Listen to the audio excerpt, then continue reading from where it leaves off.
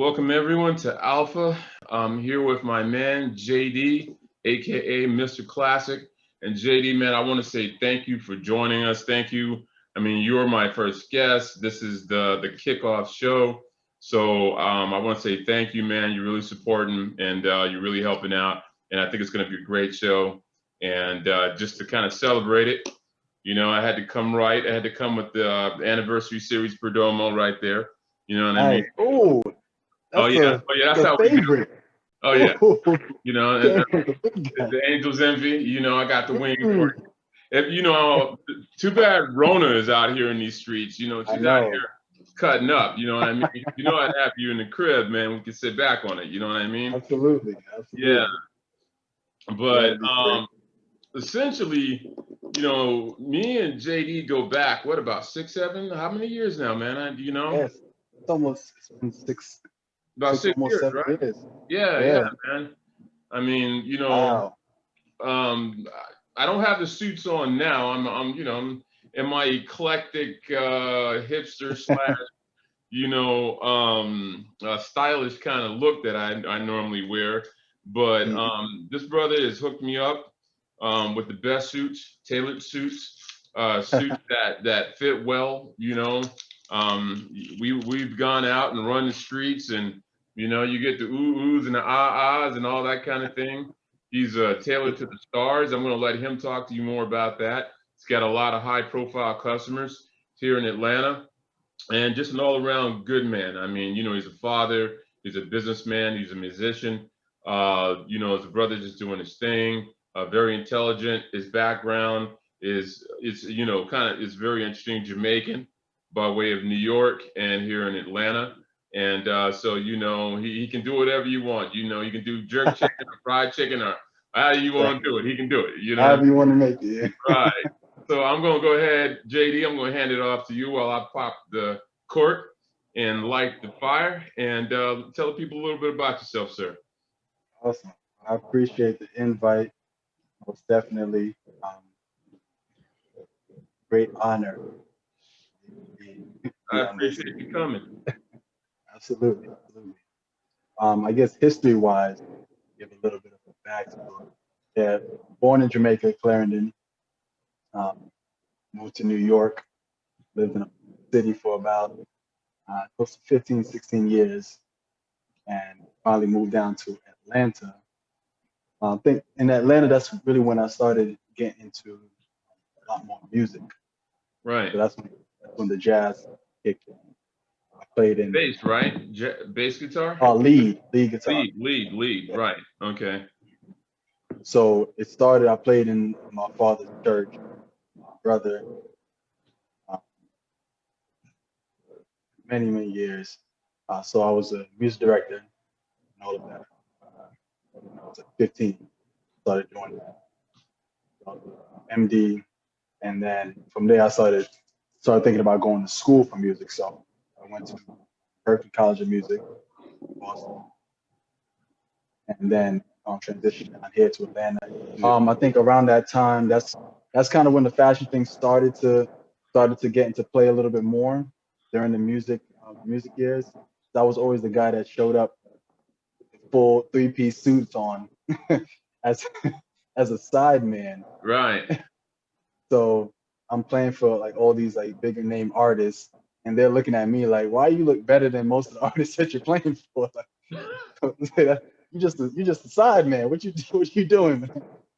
So from there, I think most of the artists I started working with, they started asking me like, "Hey, can you hook me up with the wardrobe, this and that?" And I started segueing more into that as the years went on. So it started being not only am I I guess the hired gun musician, but then it was like, okay, you're also the guy that's helping to style the whole band and everything like that, and make sure everybody looks sharp for the photo shoots and for the actual gigs and everything like that. So the fashion took place early on in the music business, and then finally transitioned out of music and kept the fashion side going a lot Right. more. hmm So I opened up one shop, and it's in the Mall of Georgia right now. We have opened up. Um, transition from that once it got kind of kicked off. Cheers, cheers, cheers, Yes, cheers. my brother.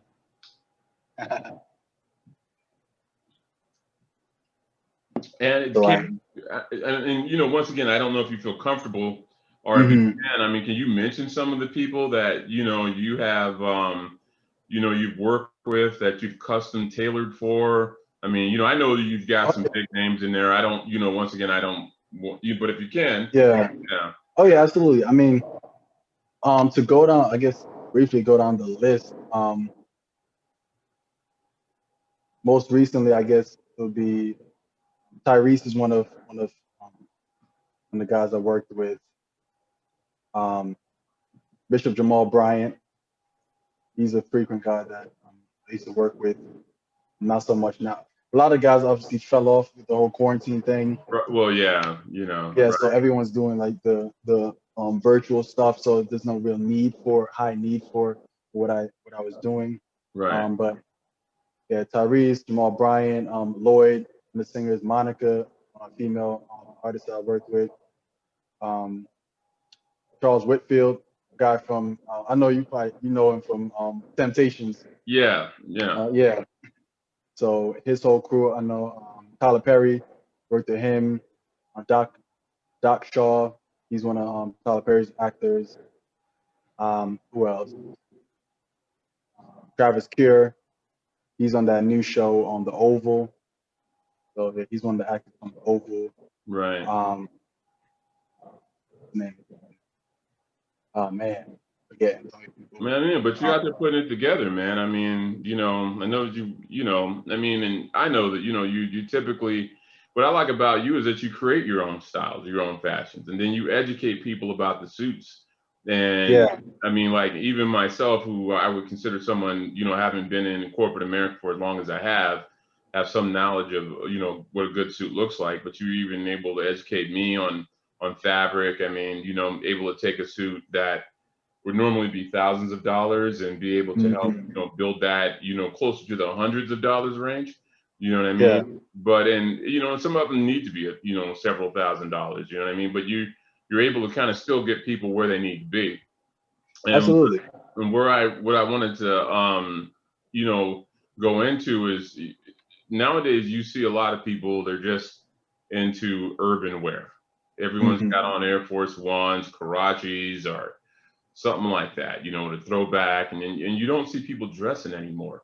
You don't see Yeah. people, you know, people call it dressing up, but to me, there's a transition from dressing like a teenager, young man to an adult, you know, and moving on. And to me, I see a lot of people that even people my age in their 40s who are still running around with pants that are sagging off their behind and you know still and just you know white tees or whatever. And I mean everyone has their choice and option, right? But Absolutely. you know me, I'm you know I like bespoke fashion. I like Yeah. classic style, you know, and to me those are the kind of men that I grew up around. You know, men, we've had this conversation before, you know, men who knew how to dress, how to present themselves, you know, knew how to put a good outfit together, and then you know, and carried it. So I don't know, Exactly. what are your thoughts in that regard, especially in today's society where it seems like the the more casual you are and underdressed you are, you know, more people seem to go toward that, even in settings where it may not necessarily be appropriate. Yeah, I think it's a level of class that is slowly diminishing. Sad to say, where people find that it's easier just to throw on jeans and t-shirt and say, hey, it doesn't really matter. It's not that big of a deal. But it goes a long way to show how serious you are about what you're doing. Because Right. back in the day when back when it was the 30s, 40s, when guys would dress up, it would just be a normal thing. When you wake up in the morning, you put a suit on. Like you dress up. That's what you're supposed to wear. You had different suits for different times of the day, right? You had a Exactly. morning suit, a dinner suit, and an evening suit, Exactly. right? Right. Yeah. You knew like each time of the day had a different attire that was supposed to be worn. Like if you're going to dinner, you know I'm throwing on my dinner jacket. I'm not gonna wear a pinstripe suit to dinner. It didn't fit. Like you made sure to throw on, like you're going out like a smoking right now, you would have a specific type of jacket, throwing on smokers. See, and So that's the things that people don't get. And to me, like you said, it's a lost class and style. But well, in certain circles, let me correct my statement yeah, there. In certain circles, it's still very much alive. I yeah, mean, absolutely. and and it can say a lot about you in certain circles. Um, but just understanding that certain suits were for certain occasion, like a lot of people like the pinstripes, but they may not know that a pinstripe may not go with an evening frock, right? Uh, Exactly. and different styles like that. And you see a resurgence of dressing up in the cigar community, and which is kind of I don't know if it's rising. Corona may have killed it, who knows? But you see some of that, but even I think they have lost that education as to what outfit is for what. I see you and you have on the pocket square, Oh yeah, the and belt things and everything. right. I Hmm. mean, and you know how that should go, what it should look like. And I think that's an education that's lost on a lot of people. And I think a lot of that is unfortunate because I think that there was a time a man was taught that was a part of your manhood. It's a part of your manhood training, knowing how to dress, Exactly. knowing how to tie a tie. I mean, some people in ascot or crevasse, and knowing you have a four-button suit there, a double-breasted suit, knowing these sorts of things are part of your manhood training, and that seems to have kind of gone to the wayside. So wanted to kind of go, just speak to that a bit more too. Yeah, absolutely. I mean, like I said earlier, it's the fact that we find it easier to wear active. Activewear is one of the hottest things right now. Streetwear, some of the Right, hottest things right now, because it's just easy to get up and go. You don't have to really spend too much time. You don't really have to put too much thought behind it. But on the downside, I know for a fact, Steve Jobs was one of the people that really emphasized that because he did the whole the same jeans, t-shirt in his closet, same sneakers. He just bought a lot of them. Because to him, it was a way of saying, I don't want to focus too much of my attention on what I'm wearing so that I can allow my brain more space to focus on what's more important. okay, wow, I didn't know that. Yeah. So the downside to that really is when I always tell like young mentees that I work with and everything like that, um, when you go to an interview, before I even hear you open your mouth, I see you.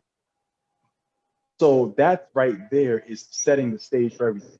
So if you're walking into an interview with me and I see you come in with your shoes are dirty, your laces aren't really tied, you got baggy jeans on, you just got a white t-shirt or just a hoodie on or whatever, I'm going to assume this is a person that does not take time to make sure that they're appropriately dressed for the occasion that they're coming to, which is Right, also going to allow me to understand that they don't understand their environment that they're in.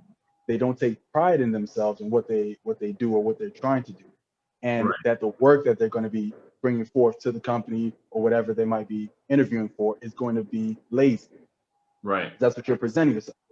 Now that doesn't mean we require you to show up in a three-piece suit with everything like decked out, but understand the environment that you're going and try to dress accordingly.